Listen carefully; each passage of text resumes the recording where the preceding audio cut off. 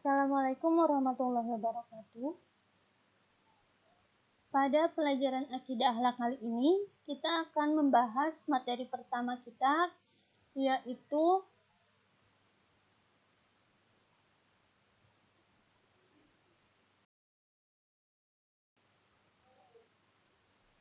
Asma al-Husna atau Asmaul Husna.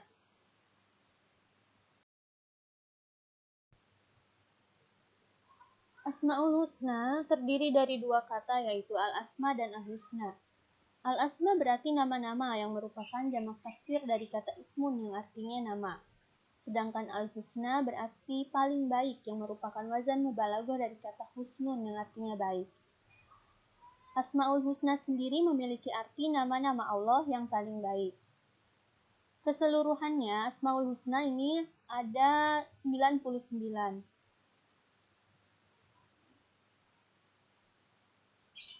Asmaul Husna ini sering juga digunakan untuk berzikir ya.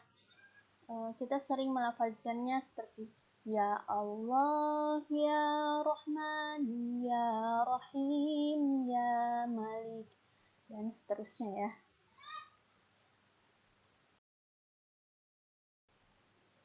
Tapi di sini kita tidak akan membahas keseluruhannya. Kita hanya akan membahas sebagian saja dari Asmaul Husna. Nah, apa saja yang akan dibahas pada pembahasan pertama ini? Asmaul Husna yang akan kita bahas antara lain Al-Afu, Ar-Razzaq, Al-Malik, Al-Hasib, Al-Hadi, Al-Khaliq, dan Al-Hakim.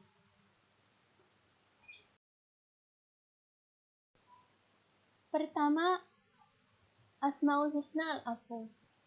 Ini merupakan Asmaul Husna yang ke-38. Asmaul Husna Al-Afu. Ini berarti Allah Maha memaafkan segala kesalahan hamba-hambanya. Al-Afu sendiri artinya menghapus, membinasakan, dan mencabut akar sesuatu.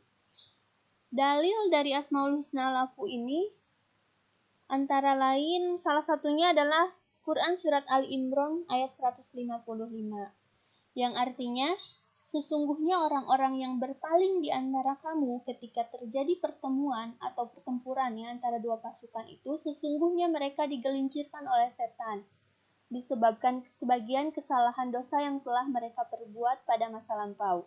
Tetapi Allah benar-benar telah memaafkan mereka. Sungguh Allah Maha Pengampun, Maha Penyantun. Nah, di sini ada kata afa yang artinya memaafkan ya. Allah memaafkan mereka. Afallahu anhum. Allah telah memaafkan mereka.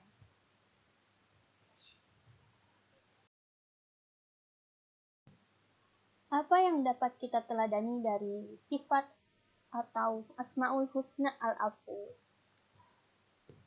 Sebagai umat muslim, kita wajib meyakini bahwa Allah akan memaafkan kesalahan hamba-hambanya.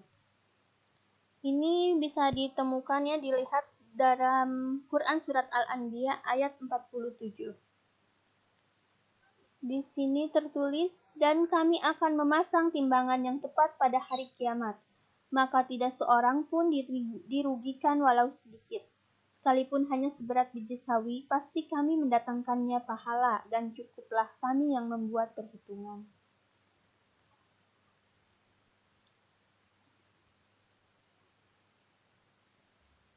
Selain itu, kita juga perlu untuk meniru ya sifat Al-Afu ini, yaitu untuk menjadi manusia yang pemaaf dan menutup aib orang lain.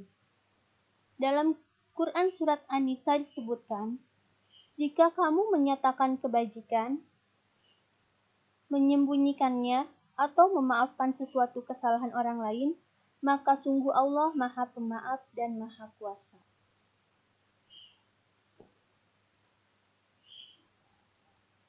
Nah, itu tadi dua keteladanan dari sifat Al-Afu. Ini contoh yang sering kita lihat dalam kehidupan sehari-hari ya, saling bermaaf-maafan.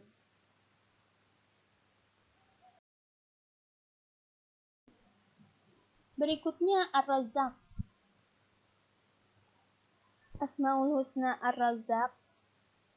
Ini adalah Asmaul Husna yang ke-18.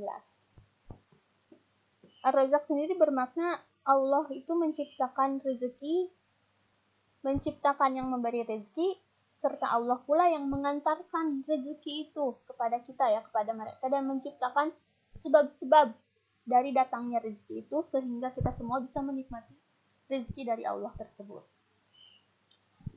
Dalil tentang Ar-Razzaq ini disebutkan dalam Quran surat Az-Zariyat ayat 58. Innallaha huwa razzaqu dzul quwwatil matin. Nah, itu sesungguhnya Allah dialah Maha Pemberi rezeki yang mempunyai kekuatan lagi sangat kokoh. Jelas di sini disebutkan bahwa innallaha huwa razzaqu. Sesungguhnya dialah Allah yang memberikan rezeki. Nah, berikut ini keteladanan yang dapat diambil dari Asmaul Husna Ar-Razzaq.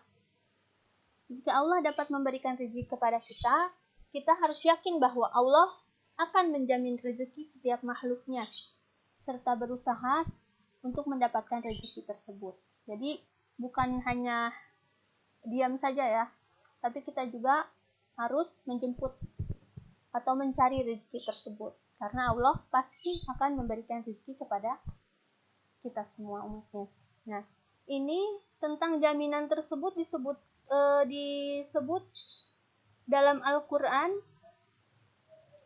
dalam Quran surat Hud ayat 6 disebutkan bahwa dan tidak satupun makhluk bergerak atau bernyawa di bumi melainkan semuanya dijamin oleh Allah rezekinya. Dia mengetahui tempat kediamannya dan tempat penyimpanannya. Semua tertulis dalam kitab yang nyata, yaitu Lauhul Mahfuz. Jadi rezeki itu sudah ditentukannya oleh Allah, dan itu juga merupakan jaminannya. Nah, sebagaimana Allah memberi kita rezeki, kita juga bisa saling berbagi kepada orang lain. Jadi keteladanan yang bisa diambil dari sifat Ar-Razzaq ini, selain meyakini bahwa Allah menjamin rezeki kita, kita juga bisa mencontohnya dengan memberikan rezeki kepada makhluk lain, baik sesama manusia, baik kepada hewan ataupun tumbuhan. Nah, itu adalah keteladanan yang dapat diambil dari Asmaul Husna Ar-Razzaq. Nah, ini seperti Allah itu ya, sumber rezeki. Ini ya. Selanjutnya Asmaul Husna Al-Malik, yang merupakan Asmaul Husna yang ketiga.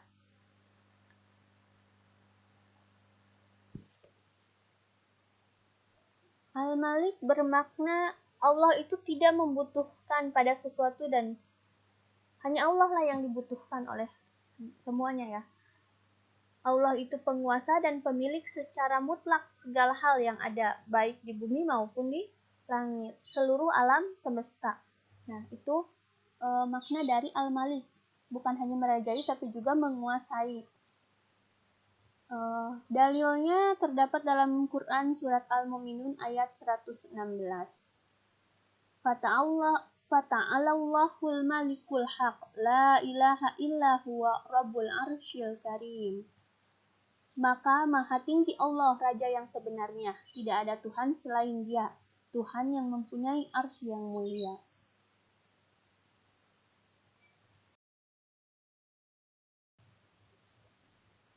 Ada keteladanan juga yang bisa kita ambil dari Asmaul Husna Al-Malik.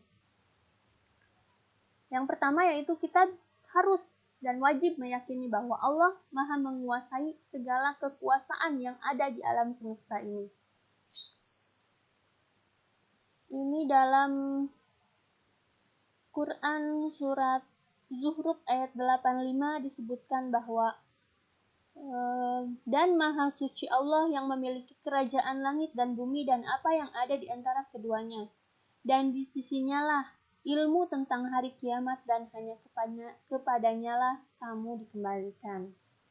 Begitu juga dengan Quran surat Yasin ayat 83.